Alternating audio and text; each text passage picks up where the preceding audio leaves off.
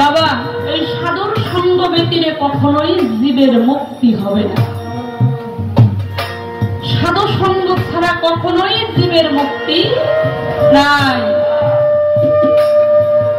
সাধু সঙ্গ সর্বশাস্ত্রেই কয় নবমাত্রই সাধু সঙ্গ জীবের মুক্তি হয়। এই সাধুগুরুর চরণের বাঞ্ছা একটা দেবতারাও করেছে। গঙ্গা মা জননী তিনিও কিন্তু এই সাধুর চরণের আশা করেন। একজন প্রশ্ন করলো মা গঙ্গাকে, মা গঙ্গা এই যে তোমার কুলে সে কত মানব শুদ্ধ হয়ে যাচ্ছে, কারণ গঙ্গায় গিয়ে স্নান না করলে তো আর শুদ্ধ হওয়া যায় না, এটা বাহ্যিক জগৎ। তো মা গঙ্গাকে বলেছিলেন মা ও মা আপনি তো সবাইকে শুদ্ধ করেন, কিন্তু আপনি কিভাবে শুদ্ধ হন? তখন মা গঙ্গা বলেছিলেন যে আমিও শুদ্ধ হই, সারা মানব জাতিকে জীবকে শুদ্ধ করতে করতে তারও তো একটা ব্যবস্থা আছে না। তো মা গঙ্গাও বলেছিলেন যে আমিও একজন সাধুর চরণের বাঞ্ছা করি।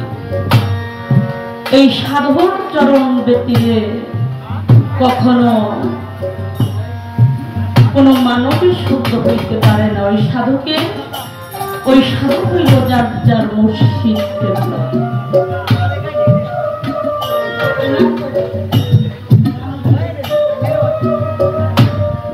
সাধু হইল যার যার সে আপন আপন মুর্শিদ। বাবা ওসিলা ব্যতিরে কখনোই মুক্তি পাওয়া যাবে না। এটা আল্লাহ পাক অনেক জায়গায় তার দলিল আল্লাহ দিছে না, যে ওসিলা ধরতে হবে। আল্লাহ ওসিলা ছাড়া কিছু নেয় না, কিছু দেয় না।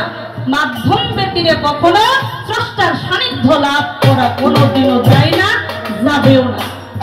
এই জন্য হইল গুরু হইল সেই রাস্তা, গুরু হইল সেই পথ প্রদর্শক। তাই সেই যার যার আপন আপন মুর্শিদকে যেন সেইভাবে আমরা ধরার মতো ধরি, তাকে যেন সেইভাবে চেনার মতো চিনি। এই যে সাধক সঙ্গ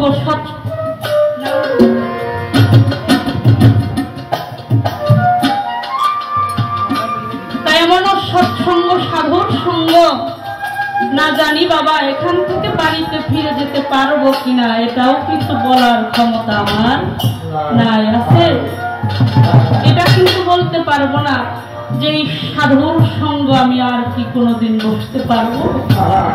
যদি আমার একলাস চাঁদের দয়া হয়, যদি আমার কামের চাঁদের দয়া হয়, তবেই হয়তো আবার এই তার ভক্ত সঙ্গ শুভ সৎসঙ্গ সাধুর সঙ্গ আবার হইতে পারে।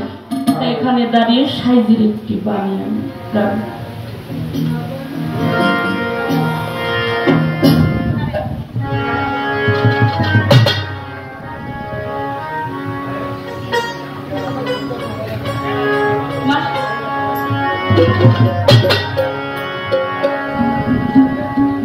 না জানি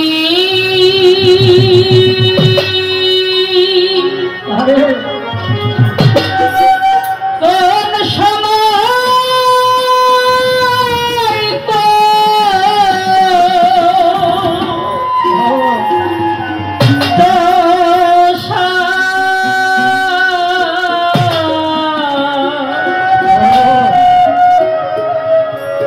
ঘটে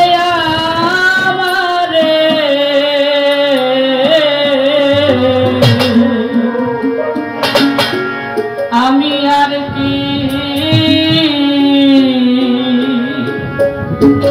বুঝবো এমন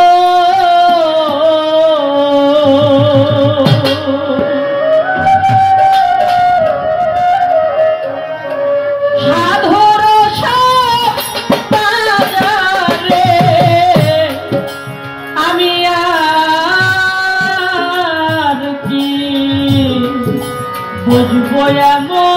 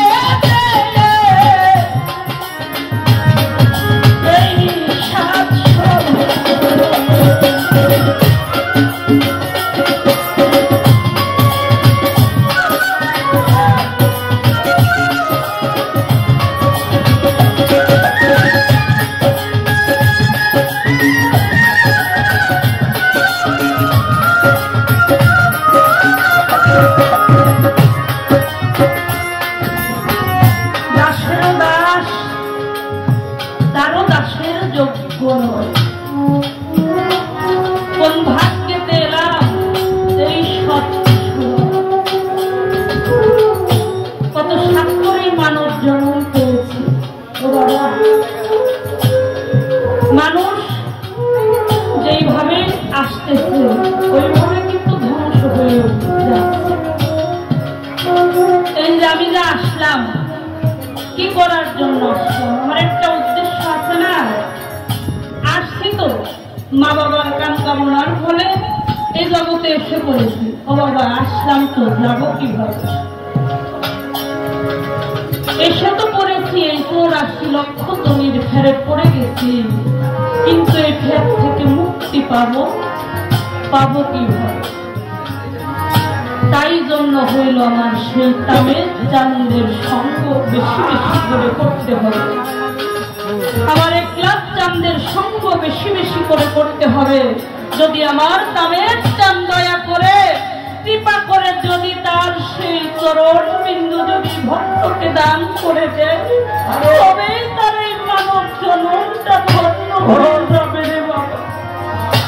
গুরু যদি কৃপা না করে, তামের চাঁদের যদি কৃপা বাড়ি যদি পরিশ্রম না হয় তার এই ভক্তদের উপরে, তা না হইলে এই ভক্ত কখনোই মুক্তি পাবে না।